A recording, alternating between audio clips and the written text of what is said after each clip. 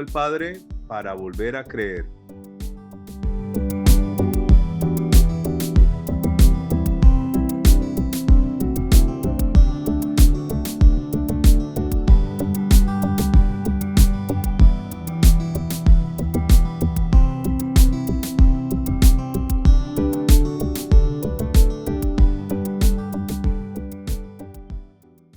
El título de hoy se llama La mansedumbre de Job. Estamos hablando acerca de Job.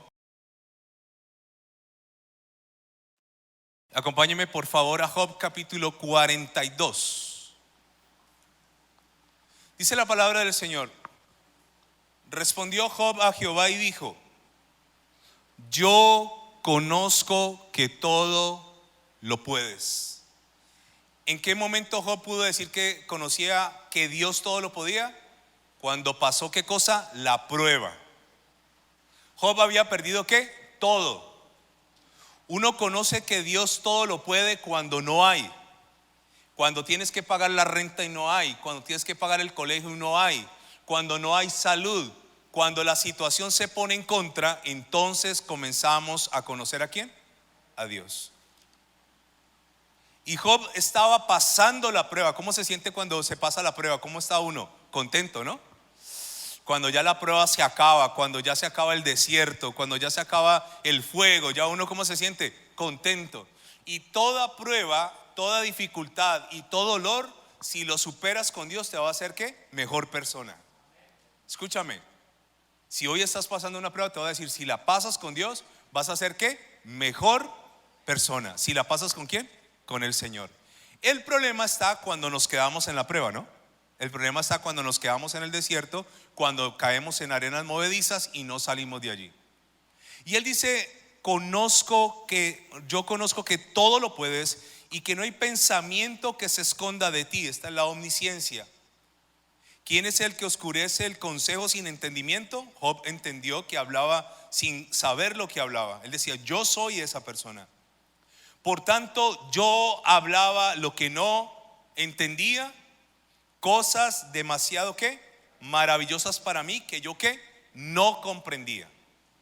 Entonces estamos hablando cosas y cosas, todo el tiempo estamos hablando cosas que no entendemos y cosas que ¿qué? Que no comprendemos. Por eso lo más importante es aprender antes de hablar.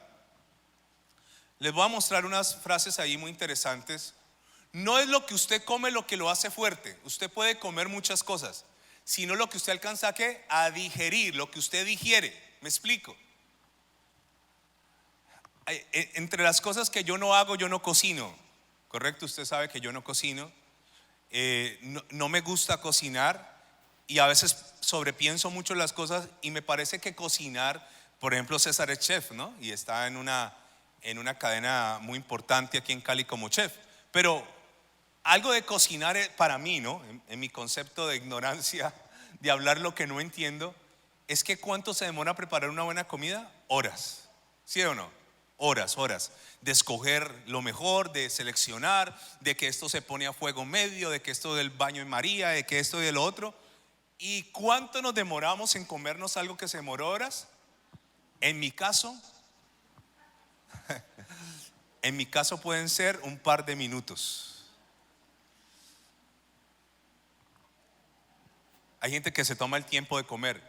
¿Sabía que uno debería, cada vez que se mete una cucharada de algo a la boca, masticar 30 veces eso? Eso es lo que dicen los médicos. ¿Cuántas veces? 30. Entonces usted haga hoy al almuerzo el ejercicio. 1, 2, 3.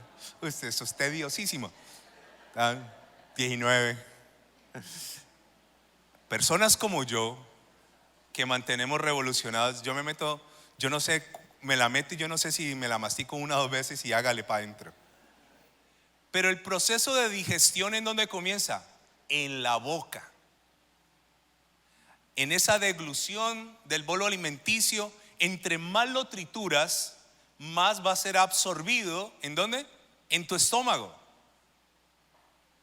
Cuando yo no mastico bien, no estoy en realidad haciendo un buen proceso ¿de qué? De digestión. Todo comienza allí. Por eso los hombres de antes no eran como los hombres de ahorita. Los de antes tenían las mandíbulas anchas. ¿Sabe por qué? Porque masticaban raíces. La comida no era metida en una olla express ni en una pitadora que ablandaba las cosas. ¿Cómo comía la gente la carne? Dura. Y para comer carne dura, ¿cómo eran los dientes? Duros.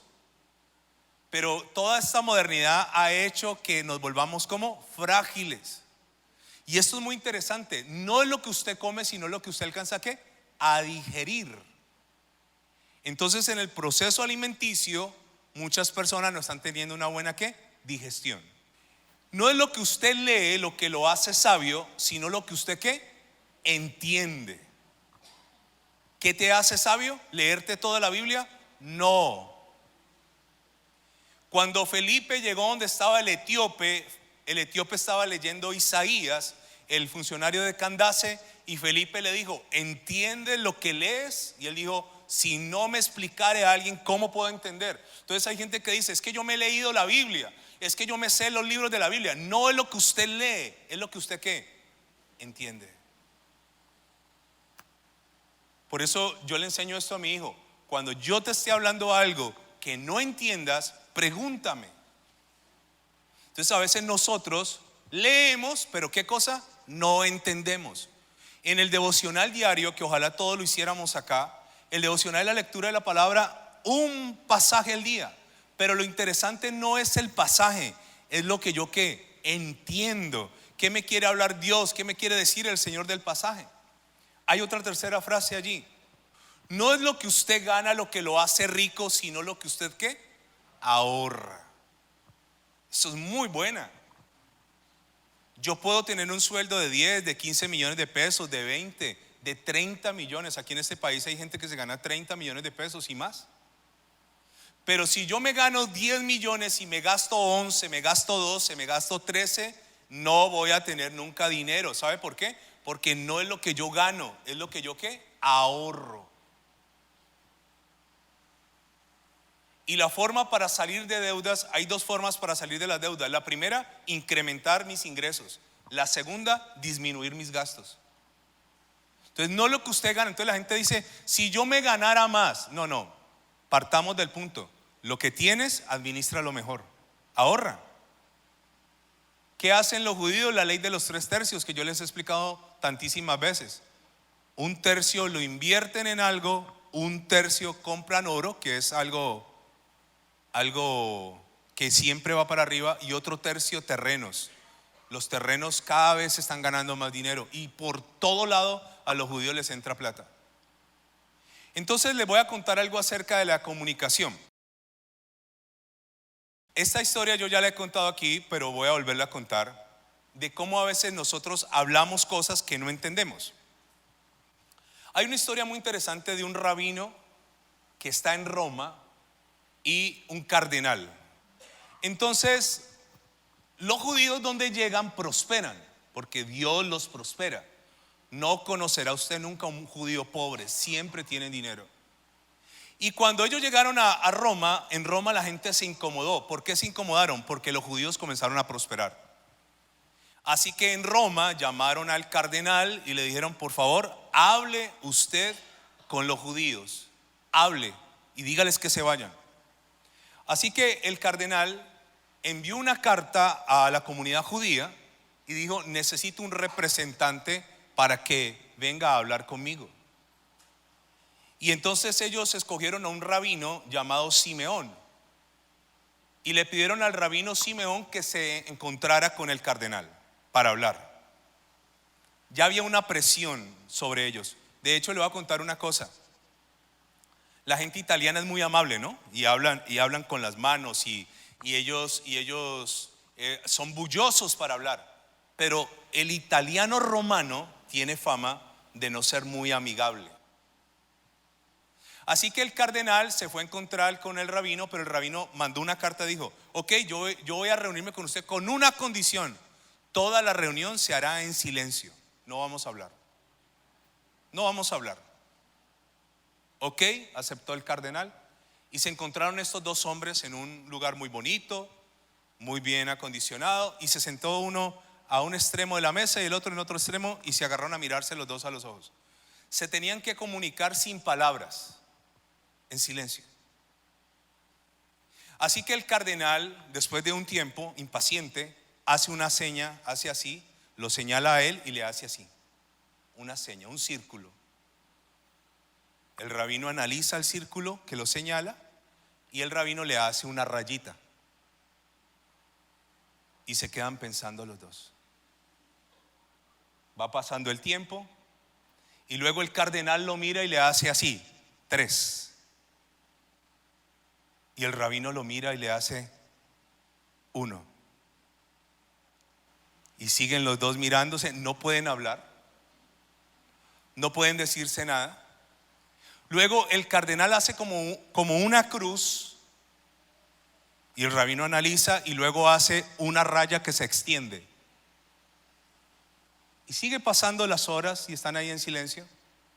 Y luego el cardenal saca de una maleta la copa, saca el cáliz y el rabino mete su mano también en una maleta y saca una manzana. Esa fue toda la conversación. Después de esa conversación sin palabras, el cardenal agacha su rostro, lo inclina y firma un documento. Dice: los judíos ganaron, se pueden quedar en Roma. Y se la pasa. Entonces cada uno se dirige a su comunidad. Entonces el cardenal va a donde los suyos y le preguntan al cardenal: ¿cómo te fue? Y él dijo: mal. ¿Por qué? Porque se quedan. Pero es que ya estaban a punto de salir. ¿Por qué se quedan? No, pues que lo que me dijo el rabino me dejó asombrado.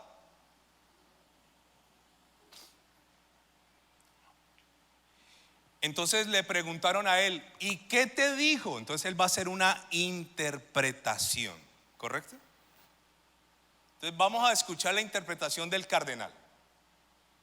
El cardenal le dijo: ustedes son muchos y se tienen que ir a alguna parte del planeta. ¿Y qué te contestó el rabino? El rabino dijo: aquí estamos y aquí nos quedamos. Hizo una raya. Entonces yo me puse a pensar qué hacía y me dio mucho enojo. Entonces yo le dije: ustedes tienen 3 días para irse.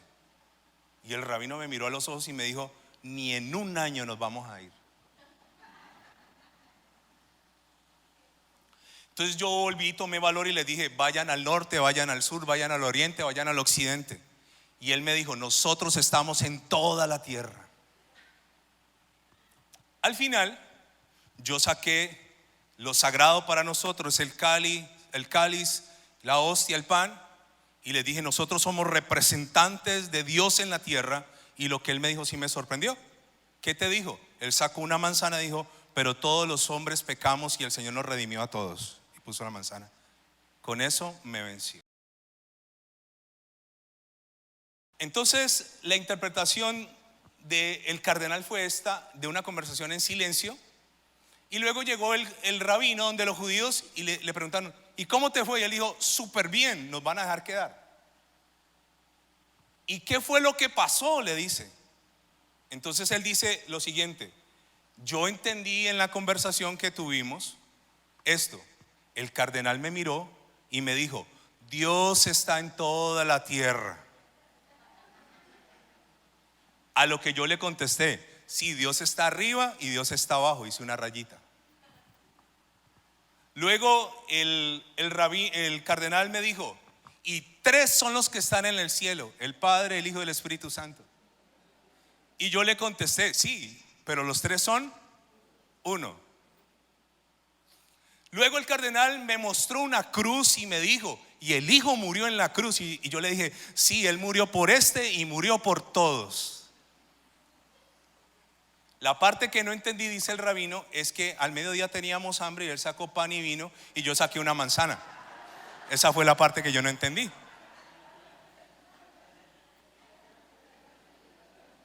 Pero esto es lo que se llama una mala ¿qué? Interpretación. Entonces nosotros a veces cogemos la palabra de Dios y le damos una mala ¿qué? Interpretación, porque hablamos lo que ¿qué? No entendemos. Decimos cosas que no ¿qué? No comprendemos. Mateo capítulo 26 versículo 50 es exactamente esto, una mala interpretación. Esta es la noche más dura para Jesús. Está a punto de ser entregado. está a punto de vivir el padecimiento más grande, ir a una cruz, pero lo más grande de Jesús, la separación del Padre en esa cruz. El Señor ya estuvo en Getsemaní, ya oró, ya le pidió a Dios que lo ayudara, y ahora aparece Judas. La gente tiene un concepto de que Judas era lejano del Señor. No, el Señor lo llama a él amigo. Él le dijo a sus discípulos: yo no los voy a llamar más siervos. El nivel más alto que los voy a llamar es, ¿qué cosa? Amigo. Y entonces aparece Judas y el Señor no le dice traicionero, rata de dos patas, serpiente antigua, ¿de dónde, a qué vienes? Le dice, ¿cómo? ¿Qué era Judas para el Señor? Para el Señor, ¿no? Tal vez Judas no era eso en realidad, pero para el Señor era su amigo. Amigo, ¿a qué vienes? ¿Jesús sabía que venía o no? Claro. Entonces se acercaron y le echaron mano. La Biblia narra que Judas llegó con un ejército armado, como si fueran a capturar a un malhechor. Venían armados, con espadas, con palos y con antorchas. Agarran al Señor, le echaron mano. No crea que eso fue suave, no crea que lo tomaron con delicadeza. Lo agarraron violentamente. ¿Usted cómo cree que llegaron a coger al Señor? Violentamente. Y sabe, le echaron mano y le prendieron. Versículo 51. Pero uno de los que estaba con Jesús, Mateo no lo quiere echar al agua, pero Juan dice que es Pedro. Mateo es todo prudente, ¿no? Uno de los, el más impetuoso de nosotros, por no decir que era Pedro, pero uno de los que estaba con Jesús, extendiendo la mano, sacó su espada. Momento, vamos despacio. ¿Qué tenía Pedro? ¿De dónde acá un pescador tiene espadas? ¿Es coherente? No. ¿De dónde acá Pedro andaba montado? Y sabe, yo noto un Pedro que previamente dijo, se fue, quién sabe dónde, al mercado negro a conseguirse una espada. Ve, ¿tenés espadas? ¿Y cómo la querés? Una que corte bastante. Y le voy a dar la prueba porque corta bastante. Papá, para usted cortar una oreja con una espada que no tiene filo no se puede. Y yo me imagino Pedro con su espada aquí atravesada, caminando tieso. Dijo el presidente, no yo, los Brian. Yo no. Él dijo esta semana, todo Brian. Pedro, ¿y qué te pasa? No señor, todo bien, todo good. Y llega ese momento y no me explico cómo un hombre como Pedro, que ha estado 3 años y medio con el Señor, que ha visto la transfiguración, que ha caminado sobre las aguas, que ha visto sanidad de leprosos, de enfermos, multiplicación de panes, de peces, que ha visto al Señor caminar sobre el mar, saca una espada. ¿Sabe por qué Pedro hace esto? Porque Pedro está haciendo una mala interpretación de lo que está ocurriendo. Él cree que él es el Salvador del Señor. ¿Qué estaba haciendo Pedro? ¿Una mala qué? Interpretación. No había motivo para el cual Pedro sacara una espada, no lo hay. Entonces, ¿qué ocurre? Pero uno de los que estaban con Jesús extendiendo la mano, sacó su espada e hiriendo a un siervo del sumo sacerdote, en otro evangelio nos da el nombre, Malco. ¿Qué hizo? Le quitó la oreja. ¿A dónde le mandó el espadazo Pedro? Oiga, ese Pedro bien ñero. O sea, ¿a dónde le tiró Pedro el espadazo? A la cabeza, brother. Pero lo que sigue a continuación es sorprendente. El Señor lo aconducta y le dice, entonces Jesús le dijo, ahora, ¿cómo le va? Jesús, ¿usted cree que le dijo, vuelve tu espada a su lugar? Le dijo así. No, lo regaña. Vuelve tu espada a tu lugar, Pedro, porque todos los que tomen espada perecerán. El que a hierro mata, decían las abuelas, a hierro muere, hermano. Y esta es la explicación de una mala interpretación. Versículo 53. ¿Acaso piensas que no puedo orar a mi Padre y que Él no me daría más de 12 legiones de qué? Ok. ¿Qué era una legión? Muy bien. Cuando usted escuche que era un centurión, era un romano que manejaba una centuria, 100 hombres. La más conocida en Hechos se llamaba la italiana. Pero una legión podían ser entre 3,000 y 5,000 hombres, una legión romana. O sea que si nosotros estamos hablando que tienen 5,000 y él está pidiendo 12, ¿estamos hablando cuántos ángeles? 60,000, ¿sí o no? Ya está ahí 2 por 1, 2 por 2, 4. Le bajo una, le resto 2, la pongo a la izquierda, le sumo el 0. ¿Cuántos ángeles podía así por encima pedir al Señor? 60,000. O sea, ¿era necesario lo que Pedro estaba haciendo? No. Pedro estaba actuando ¿desde dónde? Desde la ignorancia. ¿La ignorancia de qué? De lo que estaba aconteciendo. O sea, Pedro no interpretó. ¿Qué hubiera hecho Pedro? Pedro dijo: el Señor nos ha hablado tantas veces que lo van a arrestar. Que lo arresten. Me duele, pero eso tiene que pasar. Como creyentes, o lo hablo por mí, muchas veces hablamos idioteces. Hablamos cosas que no entendemos. Decimos que Dios dijo cuando Dios no ha dicho. Ponemos a Dios en nuestras mentiras, en nuestros sueños, en nuestras fantasías, en nuestras ilusiones. Ponemos a Dios a decir cosas que Él no ha mandado a decir.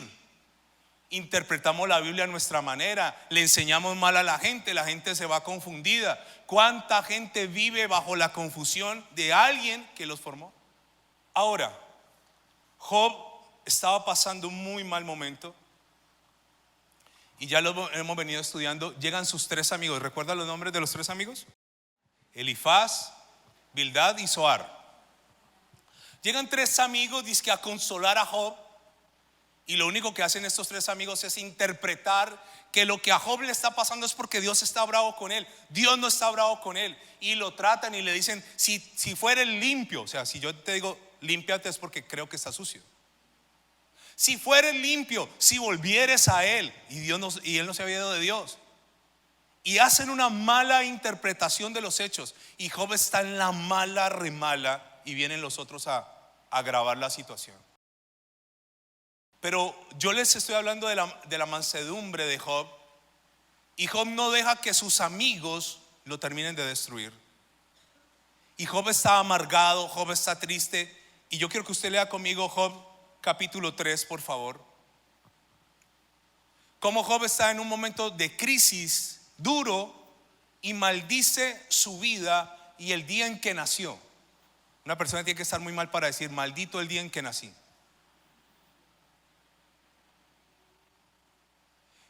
Si usted tiene la versión Reina Valera, dice: Job maldice el día en que nació. Después de esto abrió Job su boca y maldijo su día, y exclamó Job y dijo: perezca el día en que yo nací. ¿Y qué más? Y la noche en que se dijo: varón es concebido. Siempre que nacía un varón se hacía una fiesta. Varón es concebido. Sea aquel día sombrío y no cuide de él Dios desde arriba, ni claridad sobre él resplandezca. Versículo 5.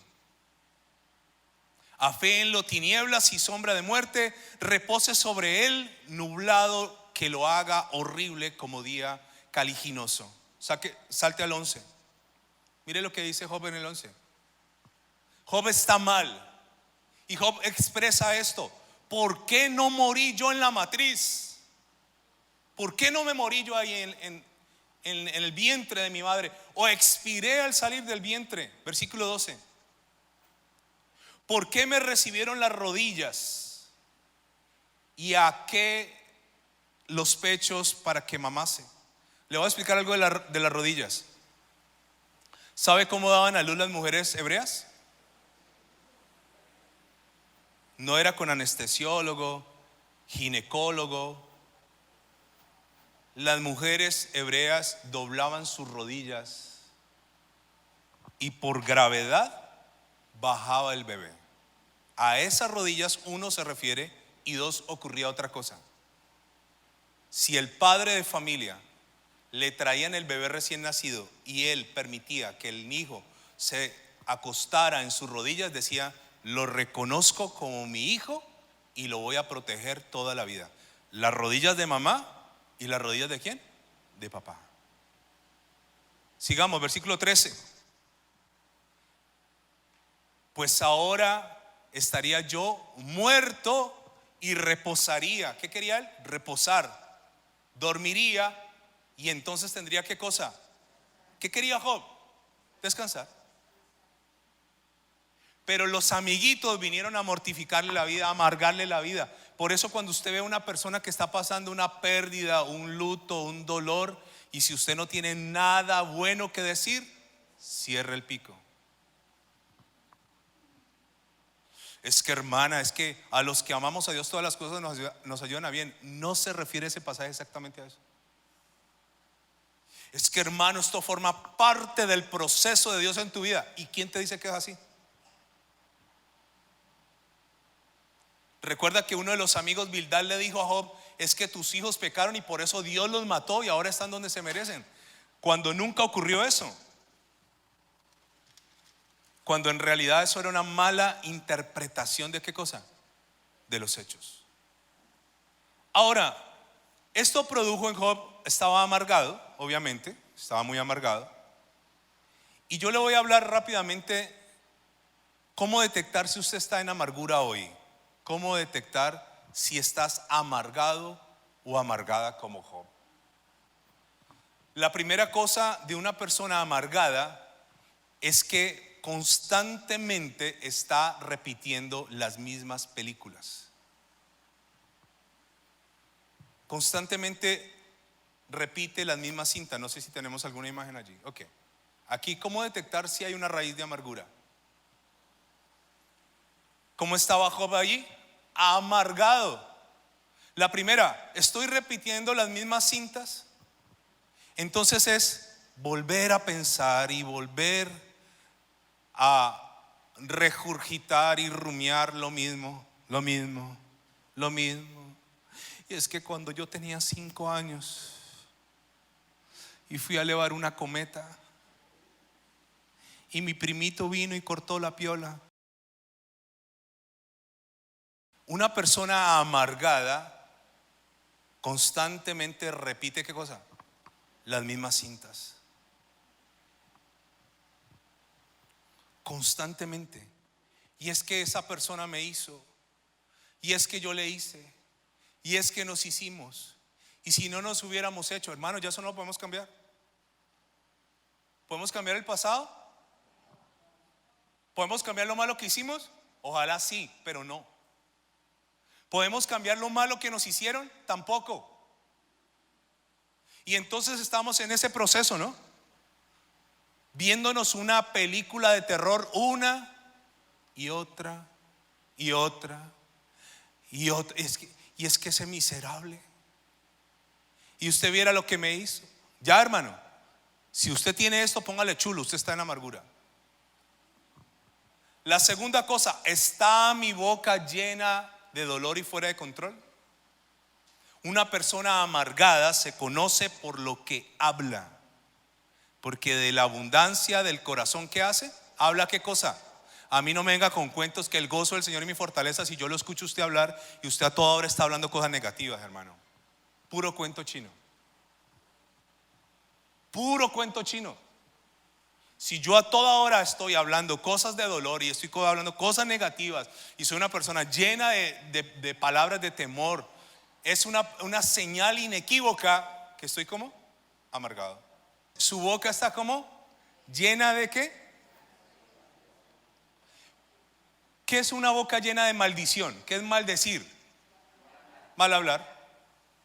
Una persona amargada, ¿qué hace? Maldice, maldice, maldice, maldice, mal habla, mal habla, mal habla del país, mal habla de los demás, mal habla de sí mismo, mal habla de esto, mal habla.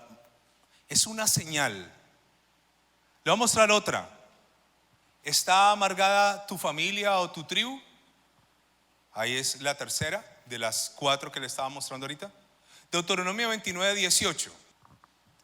Ten cuidado, no sea que haya entre vosotros varón o mujer o familia o tribu cuyo corazón se aparte hoy de Jehová nuestro Dios para ir a servir a otros dioses de esas naciones. Y mire lo que dice abajo. No sea que haya en medio de vosotros raíz que produzca ¿qué? Hiel y ajenjo. 19. Y suceda que al oír las palabras de esta maldición, él se bendiga en su corazón diciendo: tendré paz aunque ande en dureza de mi corazón, a fin de que sea con la embriaguez y quite la sed. No sea que haya en medio de vosotros raíz que produzca ¿qué cosa? Hiel y ajenjo. Usted recuerda que en la Biblia dice que caerá una estrella sobre las aguas y su nombre era ¿cómo? Ajenjo. ¿Qué significa ajenjo? ¿Algo qué? Amargo. ¿Recuerda que explicamos lo de la hiel hace 8 días? Cuando a la gallinita se le revienta la hiel, ¿qué pasa con el resto de la carne? Se amarga. Entonces, cuando yo vivo con una persona que está amargada, ¿qué ocurre con lo demás? Se amarga. Todos vivimos en amargura. Yo siento una tristeza cuando veo niños amargados. ¿Cómo deberían ser los niños? Uno a veces ve a un niño, lo ves a los ojos y le ves esa mirada de ¿qué? De tristeza, mano. Porque un niño es triste. Porque en la casa ¿qué hay? Ajenjo. ¿Qué hay en la casa? Hiel. ¿Qué hay en la casa? Amargura. Dios no nos hizo a nosotros para vivir amargados. Dios nos hizo a nosotros para ser como felices. Ahora, una cuarta cosa para saber si estás amargado, y es las enfermedades. ¿Sabe? La amargura, el odio, el resentimiento, el dolor enferman el cuerpo. Escúcheme. Enferman. Tener rabia enferma. La rabia, la ira afecta el corazón. Escúcheme. Si alguna de estas 4 cosas está en tu vida, hay que comenzar a analizar ¿qué tengo yo? Las enfermedades se derivan de cómo está mi vida. Entonces, una persona amargada que a toda hora está pensando negativamente, que vive, la vaca tiene 4 estómagos, ¿no? Panza, bonete, librillo y cuajar. El pasto pasa por el primer estómago, pasa al segundo estómago, pasa al tercer estómago, pasa al cuarto y se devuelve en un proceso de digestión. Hay gente que está constantemente rumiando el dolor, y este dolor, ¿sabes qué va a hacer? Te va a enfermar, corto y anulo.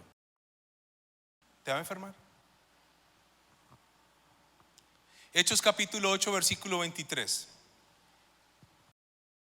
Pablo ve a Simón el mago y le dice: porque en hiel de amargura y en prisión de maldad veo que ¿qué? ¿Cómo estaba el tipo? En hiel de amargura y en prisión de maldad. Amargado. Ahora, ¿cómo Job no dejó que la amargura lo dominara? Porque Job tenía algo que se llama mansedumbre. ¿Qué es mansedumbre? Es la capacidad de no tomarme a pecho las ofensas. Dígale al que está a su lado: la mansedumbre es la capacidad de no tomarme las ofensas a pecho, tomarlas en serio para mi vida. Dígale, por favor. Dígale a alguien esto: no te tomes en serio las ofensas.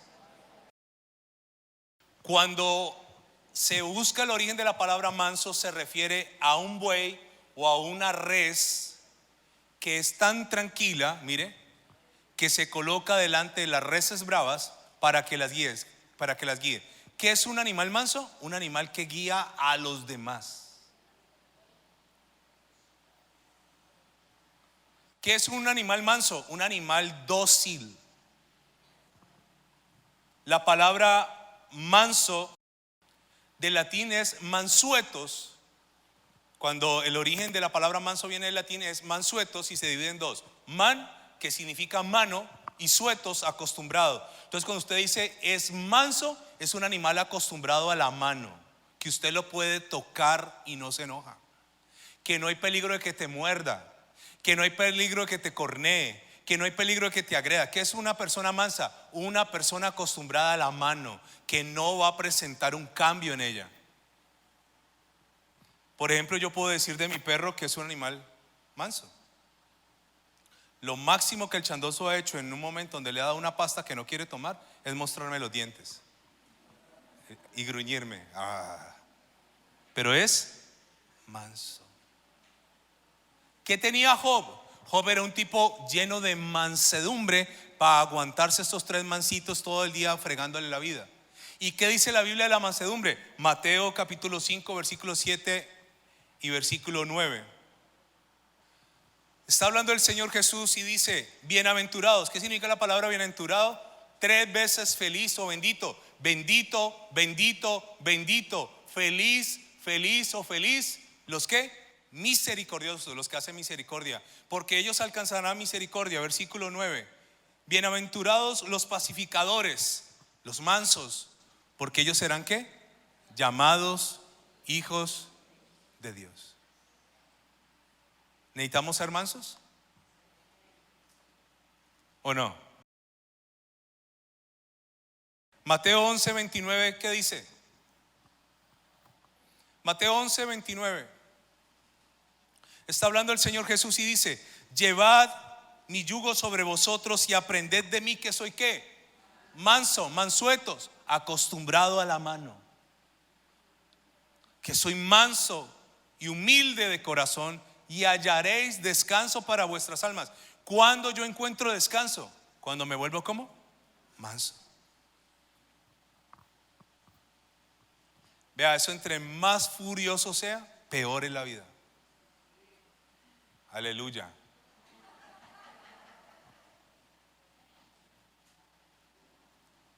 ¿Sabe qué es el resentimiento? El resentimiento es un veneno que yo me tomo pensando que se va a morir otra persona, pero me lo estoy tomando soy yo. Mire, la mansedumbre, cuando seamos mansos y humildes de corazón, ¿qué va a ocurrir en nuestra alma? Hallaremos ¿qué cosa? Descanso. Entre más usted escarbe el problema, entre más usted se amargue la vida, entre más motivos busque para amargarse y amargarle a los demás la existencia, no vas a tener descanso. No vas a tener. Ahora el Señor dijo que era manso. No confunda mansedumbre con timidez. Le voy a contar cuál es la diferencia. Mansedumbre es confianza en Dios. Timidez es inseguridad de sí mismo. Dice, es que es manso, no es tímido. Es diferente. Tímido es inseguridad de sí mismo. Mansedumbre es confianza ¿en quién? En Dios.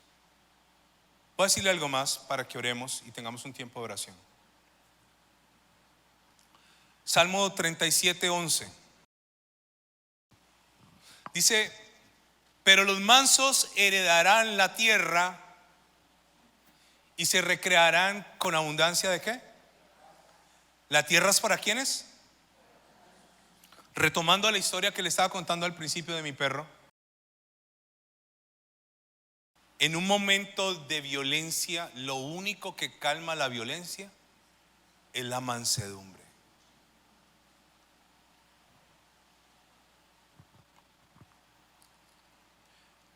Este país tiene un récord increíble de muertes violentas. Somos el país del mundo que más líderes sociales asesina al año en este país. La gente vive con un espíritu de violencia todo el tiempo. Todo el tiempo la gente está con los taches por delante, predispuestos a pelear. ¿Sabe qué calma eso? La mansedumbre. ¿Qué tenía Job? Job estaba en la mala, estaba deprimido, tenía 3 fastidiosos amigos diciéndole boberías que no entendían. Pero Job nunca usted lo ve salirse de la ropa y atacarlos a ellos, porque era un tipo como manso. ¿Manso es bobo? Entonces me jode todo el mundo, ¿no? El tapete, todo el mundo me pisotea y como soy manso. No, manso no es menso, no es así. No confundir manso con menso. Si manso es mansedumbre, menso es mensedumbre. Uy, qué profundo.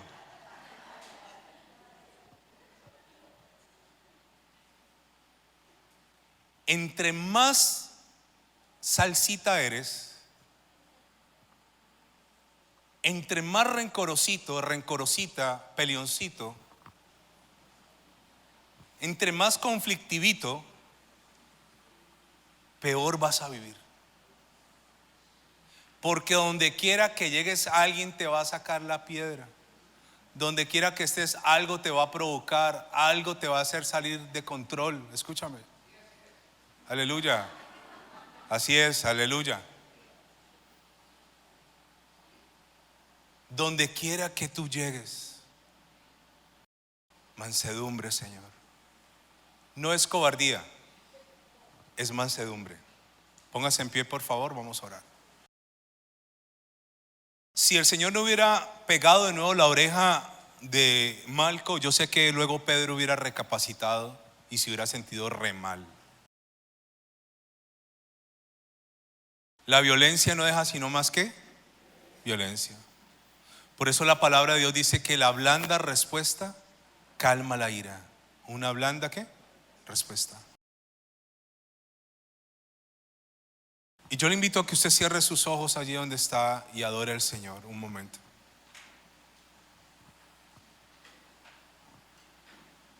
Vamos a darle gracias al Señor por todos los beneficios. Y aunque hoy estés con el agua al cuello, yo quiero que tus ojos, tu mirada esté puesta en que un día vas a pasar esta prueba como Job. Un día la vas a pasar. Un día vas a estar al otro lado y vas a decir: Señor, conozco que todo lo puedes. Para mí era imposible de nuevo volver a empezar, Señor, pero tú eres omnipotente.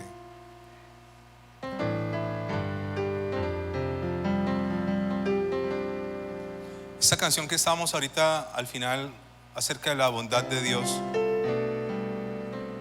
es una canción que constantemente ministra mi vida, porque habla de la fidelidad de Dios.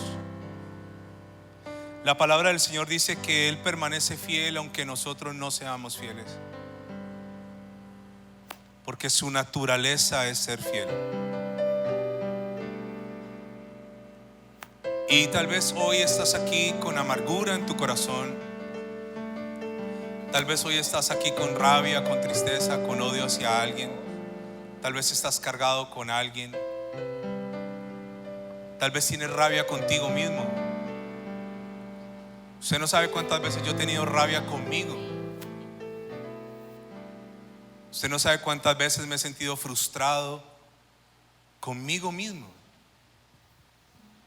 Y Job estaba tan mal, y la Biblia no nos quita Job capítulo 3 porque para que Job quede bien. Job dijo: ojalá me hubiera muerto en el vientre, ojalá no hubiera nacido. Eso lo digo en el capítulo 3. Pero 39 capítulos más adelante, en el 42, Job dice: conozco que todo lo puedes. Conozco que no hay pensamiento que se esconda de ti.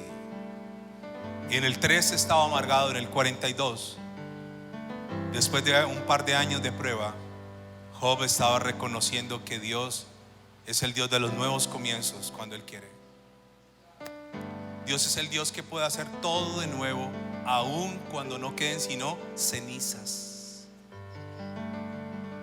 Porque por eso Él es Dios. Aquí estamos, Señor Dios Todopoderoso, con toda humildad. Aquí estamos, Señor, para darte una vez más gracias por tu fidelidad, Señor. Y para decirte, Señor, en mi vida ha sido bueno, Señor. En mi vida ha sido bueno y creo que seguirá siendo bueno. Ayúdame en este proceso a no dejar que la amargura se establezca en mi vida, Señor. Ayúdame, Señor, a no estar reviviendo una y otra vez las películas de terror de mi vida pasada. Ayúdame que mi boca no esté llena de maldición.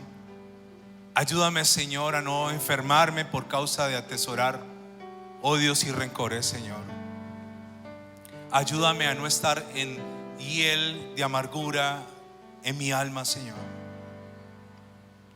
Y que aún en los peores momentos este cántico, Señor, siempre ministre mi vida.